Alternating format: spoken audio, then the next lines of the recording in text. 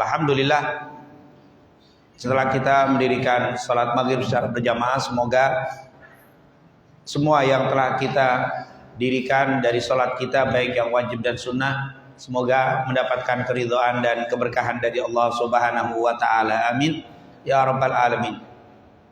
Kembali di kesempatan yang mulia ini, kita melanjutkan pembacaan kita dari hadis-hadis Rasul sallallahu alaihi wasallam yang terdapat di dalam kitab Riyadhus Shalihin yang ditulis oleh Al-Imam An-Nawawi rahimahumullah, masih di bab Al-Muraqabah, tapi ini yang terakhir, bab yang akhir dari bab Al-Muraqabah, yaitu di hadis At-Tasi yang ke-9, dan atau kalau dihitung dari awal hadis ke-68.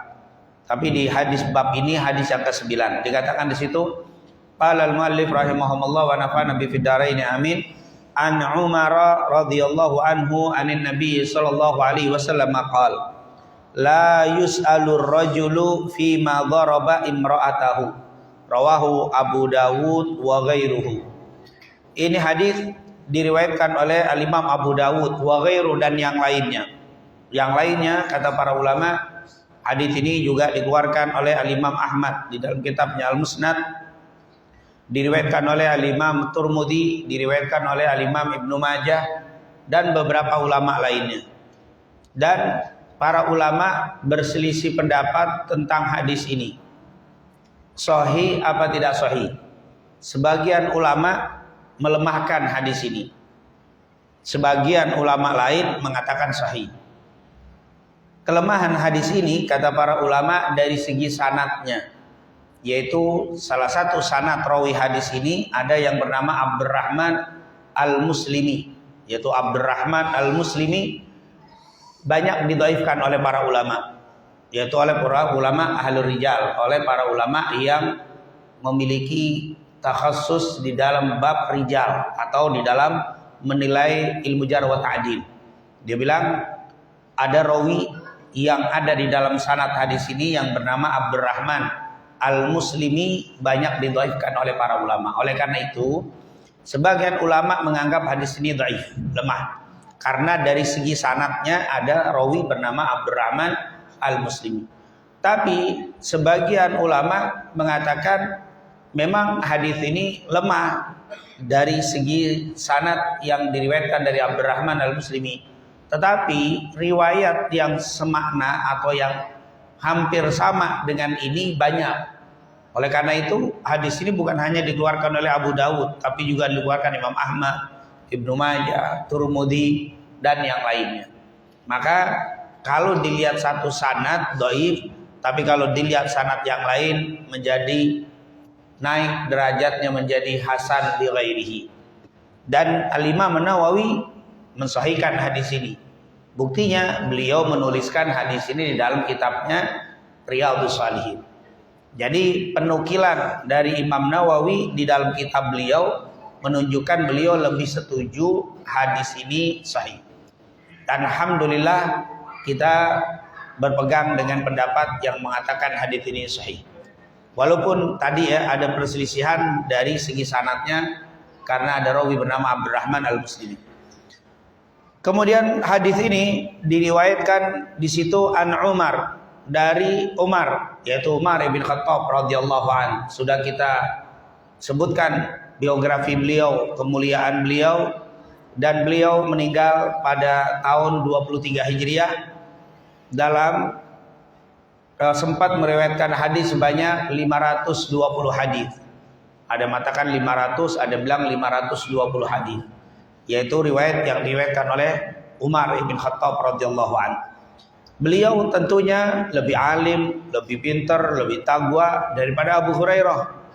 Walaupun Abu Hurairah riwayatnya jauh lebih banyak, 5.374, dia hanya 500-an.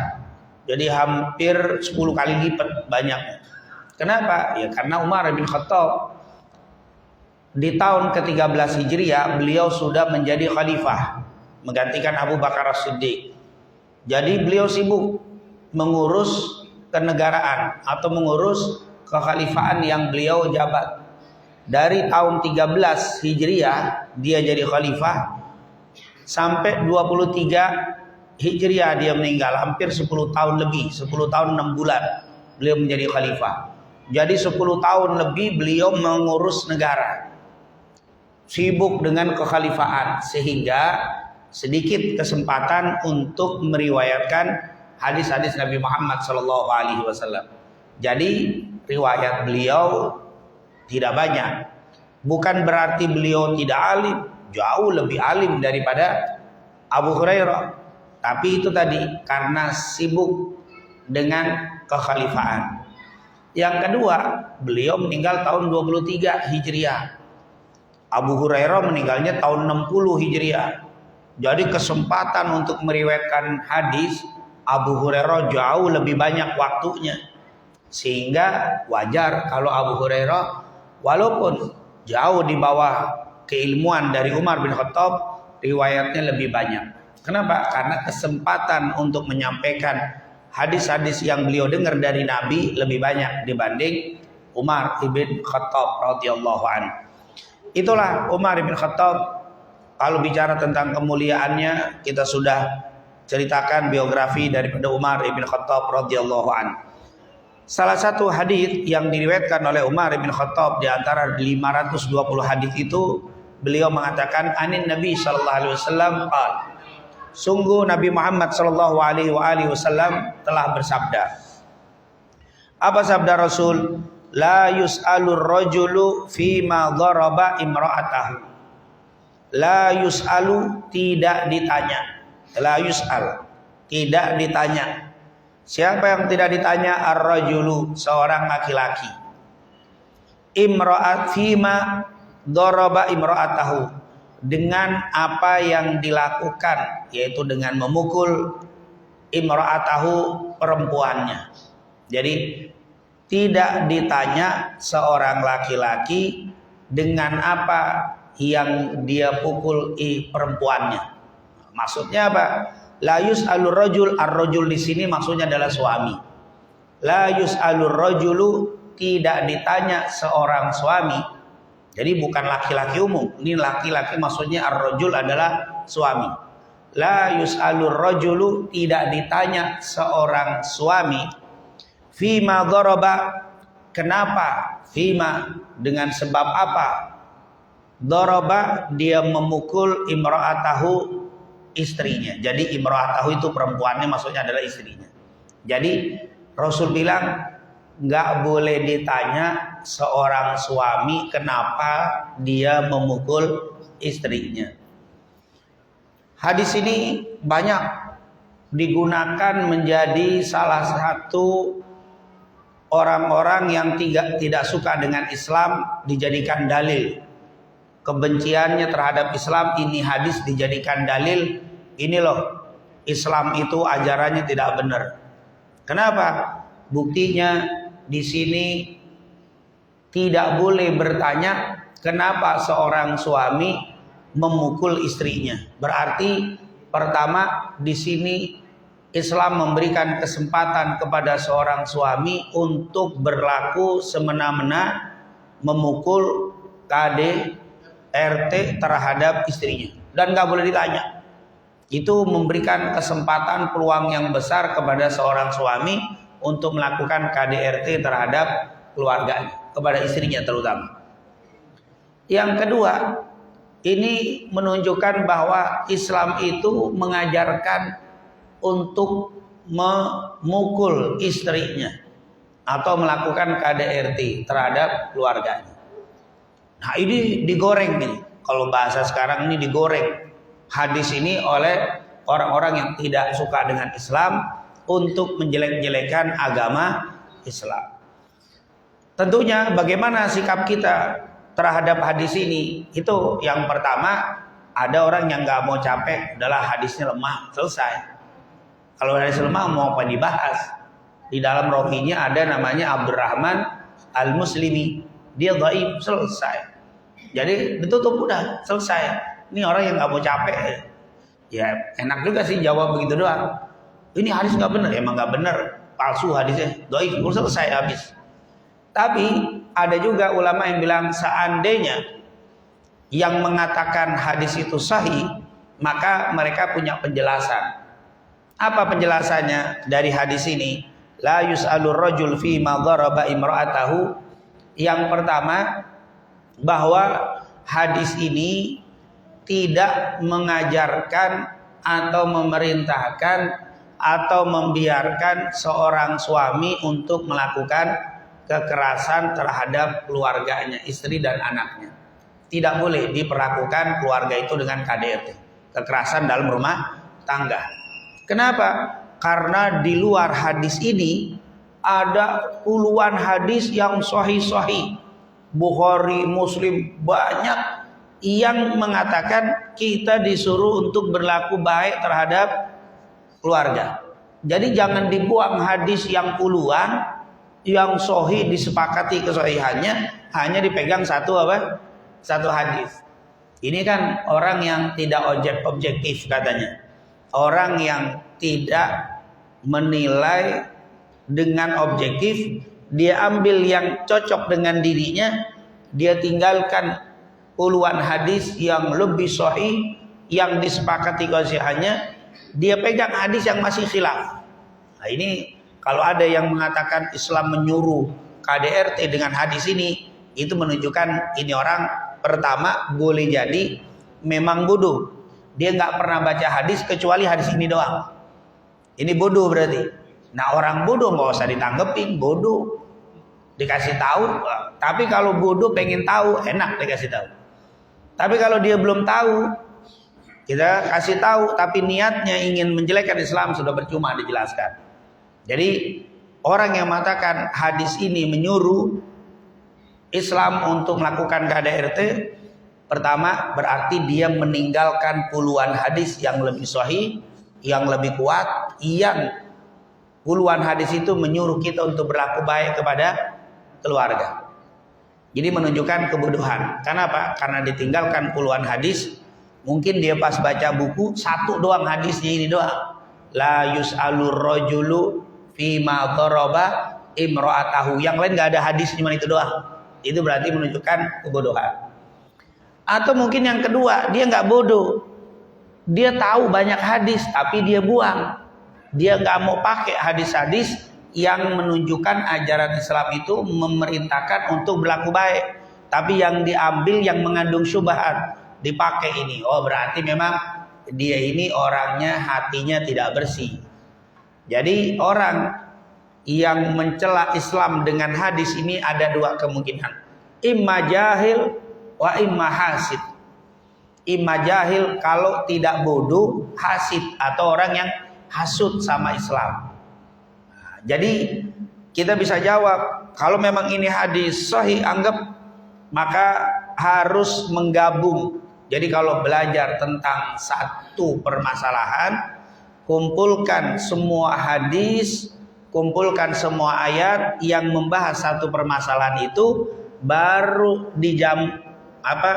al-jam'u bainal ahadits wal ayat, digabungkan antara hadis-hadis yang ada, ayat digabungkan. Oh begini, baru kita bisa mengambil kesimpulan. Jangan ngambil satu pendapat.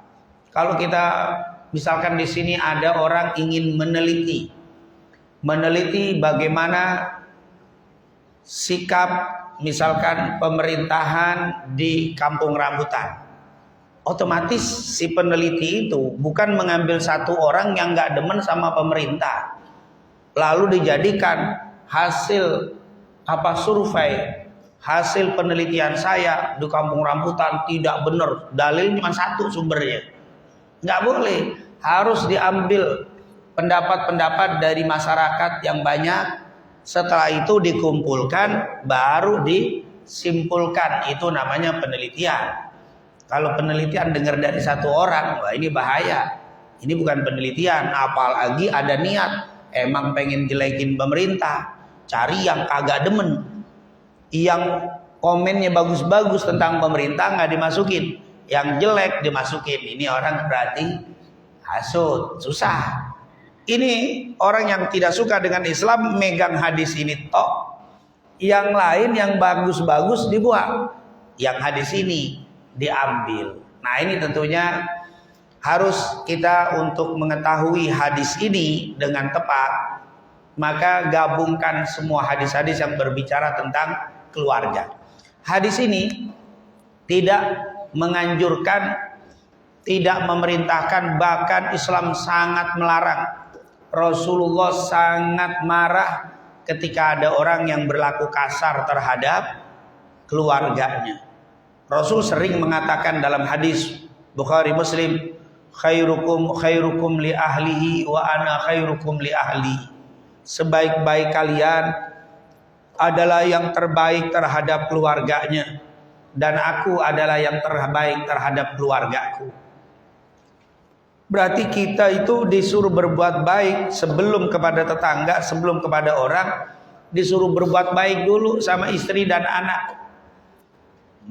Orang luar saja kita nggak boleh pukul, apalagi anak istri dipukul.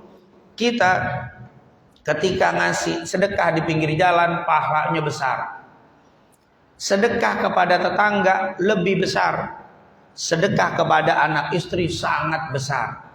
Begitu juga sebaliknya.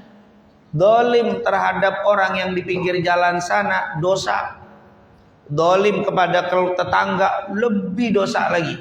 Dolim terhadap keluarga lebih besar lagi dosanya. Jadi tidak mungkin Rasul menyuruh untuk KDRT. Kenapa? Rasul justru bilang, sebaik-baik kalian khairukum li ahlihi. Sebaik-baik kalian adalah yang terbaik terhadap keluarganya. Bahkan kata Aisyah, ma dharaban nabiyyu sallallahu alaihi wasallam biyadihi imra'atan wala khadiman illa jihada fi sabilillah. Nabi, kata Aisyah, tidak pernah menggunakan tangannya untuk memukul wanita, pembantu, kecuali digunakan itu memukul saat jihad di jalan Allah. Nabi tangannya nggak pernah diayunkan, nggak pernah mukul istri, nggak mukul anak perempuan, nggak pernah mukul pembantu, wala khadiman, nggak pernah mukul pembantu. Tangan Nabi digunakan untuk memukul saat jihad fisabilillah.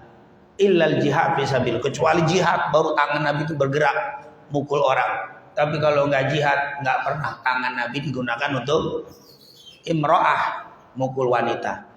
Berarti hadis Rasulullah mencontohkan bahwa tidak pernah Rasulullah memerintahkan untuk memukul. Justru Nabi sangat mengecam orang yang suka mukul wanita. Dulu ada Fatimah binti Qais pernah datang ke Rasulullah. Ya Rasulullah, dia janda, setelah ditalak, dicerai, iddahnya habis, datang dua laki-laki melamar.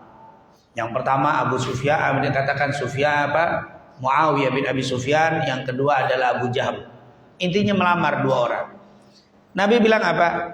Jangan kau nikahi. Yang satu itu ringan tangan, suka naruh tongkatnya, dia tidak meletakkan tongkatnya di pundaknya sendiri. Artinya suka mukul. Tongkatnya suka ditaruh di pundak orang. Yang satu lagi kaya tapi miskin, maksudnya pelit. Kata Rasulullah, Fatimah binti Qais, jangan diterima laki-laki yang melamarmu sementara laki itu suka mukul, suka ringan tangan. Jangan diterima lamaran. Nikahi siapa? Usama ibn Zaid. Itu disuruh nikah dengan Usama. Intinya Nabi melarang seorang wanita untuk menikahi laki-laki yang ringan tangan. Karena Nabi paling gak suka sama laki-laki yang ringan tangan. Bahkan Nabi memerintahkan untuk engkau bersabar kalau dapat istrimu yang mungkin kalau orang sekarang megeling, ya udah sabarin. Kalau memang gak kuat sabar, fa'amsikuhunna bima'ruf au tasrih bi ihsan. Ceraiin dengan baik, jangan dipukulin. Kalau memang kamu cinta, sayang, jaga, cintai, kasihi dengan penuh kasih sayang. Tapi kalau kamu sudah nggak suka, jangan kau pukul.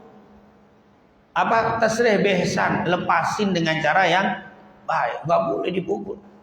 Berarti hadis ini enggak menyuruh Nabi untuk memukul wanita. Ini kenapa? Kalau kita gabung dari hadis-hadis yang lain. Lalu kenapa kok ada kalimat jangan ditanya seorang suami ketika dia memukul, atau kenapa dia memukul istrinya? Jangan pernah engkau tanya seorang suami kenapa dia memukul istrinya. Ini maksudnya apa? Tidak ada sedikit pun indikasi Nabi menyuruh untuk mukul apa? Wanita, tidak ada. Tidak ada gambaran yang tersirat diperbolehkan untuk mukul apa? Wanita, tidak ada. Lalu bagaimana maksudnya hadis ini? Maksudnya Rasul yang pertama kata para ulama, laki-laki, engkau memang kalau mukul engkau adalah sebagai kepala rumah tangga. Ar-rijal qawwamuna 'alan nisa. Dikatakan oleh Nabi Muhammad SAW, ar-rajulu ra'id. Dikatakan seorang laki-laki, seorang bapak itu adalah kepala rumah tangga. Kullukum mas'ul an ra'iyati. Tapi nanti kalian akan dipertanggung atau dimintai pertanggungjawaban terhadap kepemimpinan kalian. Memang kalian pemimpin kuat, kalian bisa mukul, tetapi ingat, kalian akan dimintai pertanggungjawaban di hadapan Allah. Memang boleh jadi Anda mukul istri Anda, orang lain boleh jadi nggak tahu. Mertua kalau masih ada boleh jadi dia nggak ikut campur karena dia nggak tahu, awas ngadu. Udah habis mukul apa? Awas ngadu, takut dia. Apalagi mertua udah nggak ada, semena-mena. Kata Rasul, boleh jadi orang lain tidak tahu, boleh jadi orang lain tidak bertanya, tetapi kamu akan dimintai pertanggungjawaban di hadapan Allah. Seakan-akan Nabi bilang, biarkan si suami itu mukul istrinya, yang penting dia tahu nanti dia akan dimintai pertanggungjawaban di hadapan Allah Subhanahu wa ta'ala. Jadi di hadis ini Rasulullah mengingatkan kepada kita, boleh jadi kita bisa mukul karena wanita lemah, boleh jadi istri kita lemah, apalagi orang tua sudah tidak ada, keluarga tidak ada, dibawa jauh dari tempat kelahirannya, nggak ada yang bela, kita tindas bisa. Tapi ingat, nanti gua akan dimintai pertanggungjawaban di hadapan Allah Subhanahu wa ta'ala. Ini yang dikatakan apa? La yus'alur rajulu fi ma daraba imra'atah. Yang kedua, dikatakan la yus'alur rajul fi ma daraba imra'atahu. Maksudnya apa? Yang kedua, maksudnya kita tidak boleh ikut campur urusan keluarga orang. Nggak boleh kita ikut urusan orang. Tetangga berantem, terus antum mau ngapain? Masuk-masuk nanya-nanya urusan apa? Emang kenapa istrimu engkau pukul? Nggak boleh. Kenapa? Dia sebagai kepala rumah tangga, dia bertanggung jawab di hadapan Allah. Kita nggak boleh ikut campur. Antum nggak ada hak. Dan ini kata para ulama, larangan antatadakhal, yaitu larangan untuk engkau ikut campur masuk di dalam urusan orang lain. Kalau bahasa orang sekarang, urusan negara orang itu, rumah itu sudah punya presiden masing-masing. Antum nggak boleh ngikut urusin tetangga walaupun dempet temboknya, temboknya dempet sama kita, cuman beda pintu rumah, tapi nggak boleh nanya. Hatta satu rumah, kita satu rumah, kebetulan di situ rumah keluarga, rumah warisan, satu kamar untuk satu keluarga, satu kamar kakak adik. Dia berantem, nggak boleh ikut campur, nggak boleh nanya, biarin urusan dia. Itu kata Rasul, nggak boleh fudul, nggak boleh apa? Ikut campur. Kenapa suami istrimu dipukul? Itu tidak boleh. Ini yang kedua, tidak boleh ikut urusan keluarga orang. Yang ketiga, boleh jadi kalau dipukul terus kita tanya, akhirnya ketahuan aibnya. Pak, kenapa bapak mukul istri? Istri saya begini, akhirnya diceritain aibnya. Dosanya mukul istri gede, tapi lebih besar lagi ketika dia buka aibnya dan kita tahu. Akhirnya menjadi ghibah. Akhir kita nanti sudah tahu, susah kita nahan. Akhirnya ngasih tahu ke istri. Istri ngasih tahu, sekampung tahu kenapa dia dipukul. Oh, ternyata dia melakukan hal-hal yang tidak diinginkan. Nah, akhirnya terbuka aib. Makanya kata Rasul, la yus'alur rajul fi ma daraba imra'atah. Tidak ditanya seseorang suami kenapa dia memukul istrinya. Kenapa? Kalau ditanya nanti dia ungkap keburukan istrinya. Ini kata para ulama, jangan. Kalau kita mau negor boleh, Pak, nggak boleh kasar. Kalaupun salah nggak boleh dipukul, tegur aja, diomelin boleh. Tapi kalau kenapa dipukul itu tidak boleh. Itu la yus'al. Tapi kalau amal ma'ruf nahi munkar disuruh. Tetangga kita gebukin istrinya, kita pisahin, Bapak jangan kasar. Nggak usah ditanya kenapa dipukul, jangan. Pisahi, jangan ditanya kenapa. Tapi Bapak, kalau memang salah apapun istri nggak boleh cara begini. Bapak harus sabar, harus ini. Dengan cara yang intinya jangan mau tahu kenapa dia dipukul. Itu yang nggak boleh. Bukan berarti biarin dikebukin, biarin kita nggak boleh tanya. Yang nggak boleh ditanya. Tapi untuk diberhentikan kezalimannya disuruh. Tapi Bapak kenapa mukul istri? Ini yang bahaya. Istri saya berselingkuh, habis kita. Kalau gitu gebukin lagi dah, nah tambahin lagi urusannya. Akhirnya bukan dia berbabak belur, tapi malah dibenci sama orang kampung dan seterusnya. Kenapa? Makanya ini dikatakan la yus'alur rajul fi ma daraba imra'atah. Tapi bukan berarti dibiarkan kezaliman. Harus kita cegah. Tapi antum nggak perlu tahu alasan kenapa dia pukul. Yang ada pisah. Enggak, dia melakukan, sudahlah Pak, saya nggak mau tahu. Memang dia salah, sudah, tapi jangan begini caranya. Amsikuhun nabi ma'ruf, au tasrih bi'ihsan. Lepasin, ceraikan, tapi nggak usah pakai apa? Dipukulin seperti ini, jelas. Itu jadi jangan salah paham berarti dibiarin, enggak. Yang dilarang itu ditanya fima dharab. Kenapa dipukul? Karena kalau ditanya fima dharab akan terungkap dan disebutkan kemaksiatan-kemaksiatannya. Tapi kalau kita cegah, jangan pukul Pak, tahan, sabar. Nah itu selesai. Itu yang dianjurkan. Jadi yang nggak boleh itu apa? Bertanya kenapa dipukul. Karena ini kata para ulama bisa mengungkap kemaksiatan yang ada di dalam rumah tangga itu. Yang keempat, biasanya itu kalau dikatakan oleh Al-Imam Baihaqi dan yang lainnya, Al-Imam Al-Baghawi juga menceritakan kebanyakan ya zaman dulu itu ada orang yang mukul istri, maaf, ketika diajak berhubungan dia nggak mau, akhirnya dia mukul. Jadi kalau ditanya kenapa engkau pukul, nggak mau kan aib, mau nyebutin apa? Saya pengen dia kagak mau, nah itu kan jadi aib dibuka. Orang itu aib dan tidak boleh seorang suami mengungkapkan urusan apa? Ranjang itu nggak boleh. Nggak boleh dia begini, nggak boleh cerita. Maka kalau ditanya nanti terungkap masalah rumah tangga dalam urusan apa? Ranjang, ini tidak boleh. Ini sampai kelihatan begitu aja nggak boleh membuka urusan ranjang di dalam keluar, apalagi yang nggak ada penting-pentingnya. Ini temen ngobrolnya bab itu, nggak boleh antum cerita bab itu, nggak boleh. Itu aib, jangan diceritakan di luar urusan itu.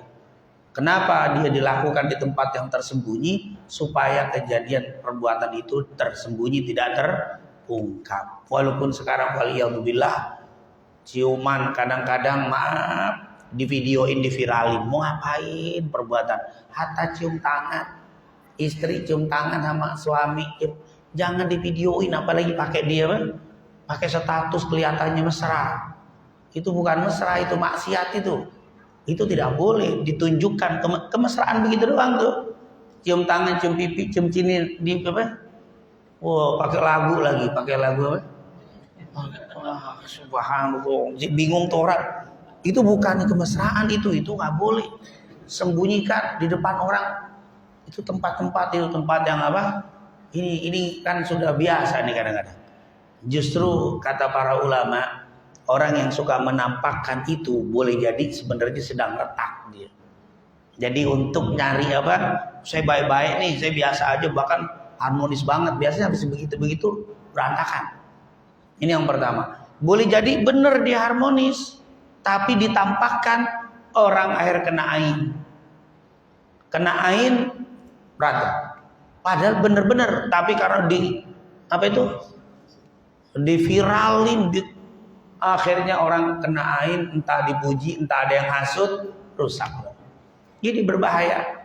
Nah, ini tidak, kalau ditanya jangan-jangan urusan itu, nanti dia ngomong ini aib. Jadi, maka la yus'alur rajul fi ma daraba imra'atahu. Kemudian yang kelima, kata para ulama, kalaupun ada pukulan, maka seorang suami itu memang ada. Kalau kita baca surat An-Nisa itu kan, wallati takhafuna nuzuzahunna fa'iduhunna wahjuruhunna wadribuhunna. Itu ada wahjuruhunna fil madaji wadribuhunna. Ada perintah, dan terhadap wanita-wanita yang takut melakukan nuzuz, maka fa'iduhunna, kasih nasihat mereka. Kalau enggak berubah, wahjuruhunna fil madaji, pisahkan di dalam ranjang, tidurnya pisah. Enggak berubah juga, wadribuhunna, pukullah mereka. Ternyata pukul ada, tapi pukulnya bagaimana? Kata para ulama, mukulnya pakai siwak. Begitu doang tuh. Pakai siwak, ada siwak yang segini. Siwak apaan segini, makainya begini. Siwak segini, siwak. Ya paling gede siwak. Kamu begitu tuh mukulnya tuh. Ghair mumarrah, yang tidak menimbulkan bekas. Jadi ada tuh memang pukulan disuruh, tapi mukulnya pertama hati-hati. Wa'iduhunna, kamu hati-hati, kamu disuka apa? Maaf, perempuan keluyuran istrinya, nggak pakai buka aurat. Ini hati-hati, itu nasihatin. Nggak mau juga, wa'iduhunna, nggak mau juga berubah. Wahjuruhunna fil madaji, tidurnya sana, kamar depan sana, kita di kamar sana, kamar depan. Kalau dia enggak, atau di kamar dia, kita pindah di kamar, karena nggak mau berubah, masih keluyuran juga. Itu dia nggak mau berhenti, maksudnya. Udah pindah ranjang, pindah kamar, nggak berubah juga. Wadribuhunna. Nah, wadribuhunna itu bukan apa? Ketepuk, apalagi buah, pakai ayat wadribuhunna, suruh pukul. Nah, ternyata kata ulama, pukul yang tidak menimbulkan bekas. Kata sebagian ulama hadis mengatakan, daraba bisiwak. Pukul pakai siwak. Siwak. Ada siwak yang gede sapu. Boleh pakai siwak sapu itu.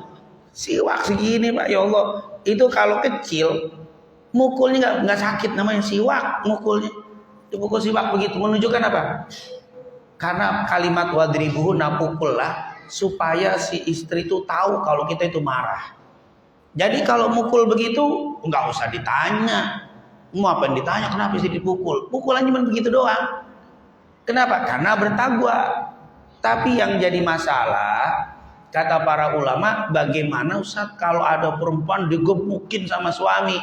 Berarti ini bagi yang pertama, kata ulama, kalau bahasa kita waliul amr, bagi yang berkuasa, penguasa RT, berhenti, harus nyetopin. Nggak boleh, wah saya nggak mau ikut campur itu, istri digebukin sama suami, diemin. Saya sebagai RT nggak boleh ikut campur, harus ikut campur. Kenapa? Ini bukan kerjaan orang yang bertakwa. Orang yang bertakwa, kalaupun marah istrinya karena tadi ditegur nggak berubah, dia pukul, tapi pukulnya dengan siwak. Jadi nggak boleh kita ngeliat perempuan dipukul sama suami, mukanya merah, suami mukul pakai siwak. Nggak boleh tanya, kenapa istri kau pukul? Nggak boleh. Itu adalah puncak marahnya, cuma pakai itu doang. Jadi jangan dibayangin la yus'alur rajulu fi ma daraba imra'atahu, jangan dibayangin apa? Jangan engkau tanya seorang suami ketika ngebukin, nginjek istrinya, bukan begitu. Doroba itu apa? Pakai siwak. Itu jangan pikir pemahaman yang apa? Digebukin. Kalau digebukin lain. Apa kata ulama? Karena orang yang sampai, suami yang sampai mukul istri, menunjukkan kesalahan besar tuh istrinya. Kesalahan besarnya doang cuman pakai apa? Pakai siwak. Nah kalau sekarang nggak tahu deh, kalau pakai digebukin itu bukan sifatnya orang mukmin tuh, apalagi orang bertakwa. Nggak mungkin orang bertakwa ngegebukin apa? Istrinya. diinjak-injak sampai teriak-teriak, diakur, digebuk. Ya Allah, enggak ada itu orang bertakwa. Orang yang bertakwa dia akan marah dengan memukul dengan sedikit suami istrinya. Kalau nggak kuat juga cerai, selesai. Cerai pun nggak ada gini pakai ngomong cerai. Pak Sul, saya udah nggak sanggup. Tuh, itu orang bertakwa begitu tuh. Istrinya dipulangin ke rumah orang tuanya, selesai.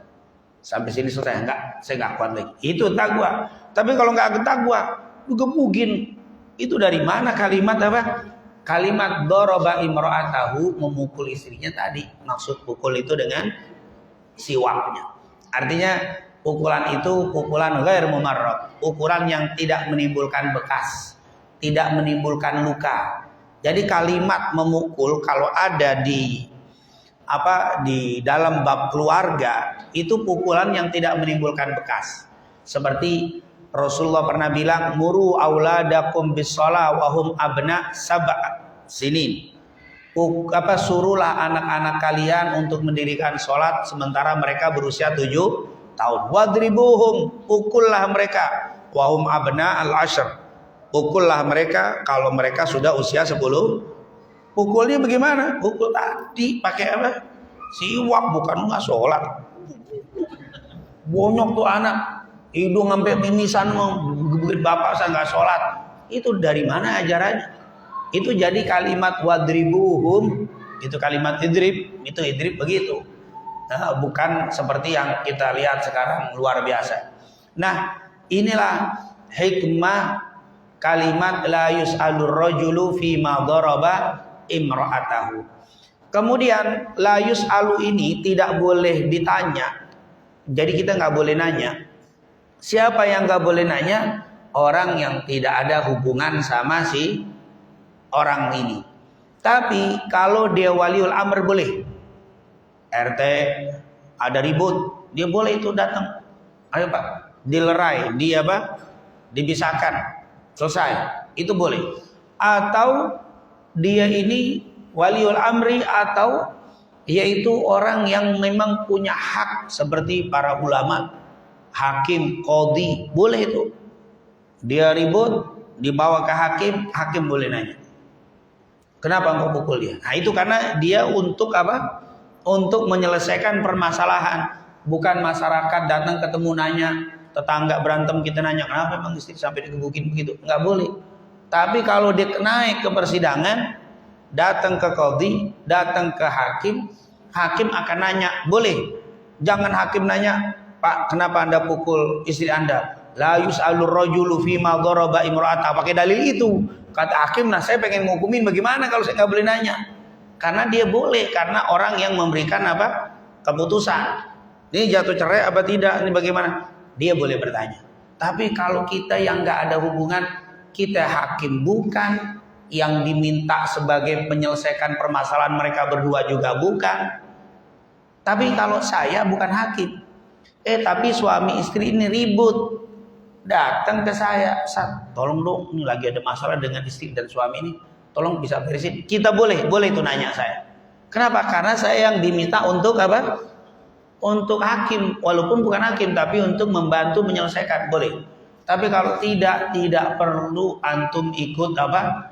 Urusan orang lain. Ini berkaitan dengan hadis sebelumnya yang kemarin kita baca, min husni islamil mar'i tarkuhu ma la ya'ni. Di antara kebaikan agama seseorang meninggalkan bukan yang urusannya. Ini kan bukan urusan kita. Urusan orang, urusan apa? Tetangga, urusan orang lain, enggak usah ikut-ikut. Ini min husni islamil mar'i. Jadi hadis ini ditulis setelah hadis min husni islamil mar'i. Ini menunjukkan hadis ini ada kaitannya dengan kebaikan agama seseorang itu. Di antara kebaikan agama seseorang itu dia tidak mengurusi yang bukan urusannya. Jadi itulah maksud kalimat la yus'alur rajulu fima daraba imra'atahu. Insyaallah kita semuanya, keluarga kita semua dijadikan keluarga sakinah mawaddah warahmah, dan insyaallah kita betul-betul bisa berbuat ihsan dengan keluarga kita, dan insyaallah istri kita semua dijadikan istri yang salehat, anak-anak kita dijadikan anak yang soleh dan solehah. Amin amin ya rabbal alamin.